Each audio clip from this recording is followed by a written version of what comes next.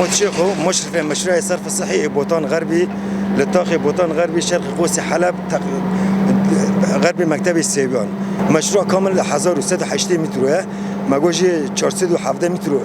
قطر بنجنا و765 متر وجي قطر تشالا انه ما حتى تنفيذ كري دور 335 متر بنجه و6 متر جي تشالا ما جوش تأخير شيء بو سبب برسكريك إنه بريد نام متوفر وبورنا جرا خوانيات نام متوافق وما قبول نكرن أجباد دسبيه كده يعني تقريبا حفتاكي برجع تأخير بونها كار بردوام كار يصير كفتي إن شاء الله عمل ضمن مدة خوش بنجر ويا حتى بيسو ناي ماسي ما ومدة خابق هذا إن شاء الله ومشروع جفيرة بقعده إنه قد سريع أو دكان تاك هولندن وري مناسبان درا تسوية جرا شد به دورا زرادت كافي 15 سنتيمون كافي بني بوريان وقاف جي وصل جي بن تي دانين وبنيفو تي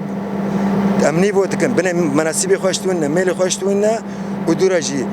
تي جيرباندن كحل دبي روبا دبي تي جيرباندن بن تصرف كرده وجران اوه تقريبا حتى سيريون تشوريون جي بوري سرفكري دمن اموناج بوريون جي سبي عصر اوف دكن ودورا ام سر دكرن دورا اذا موكدنا متعاد اكو ايدي ام دنير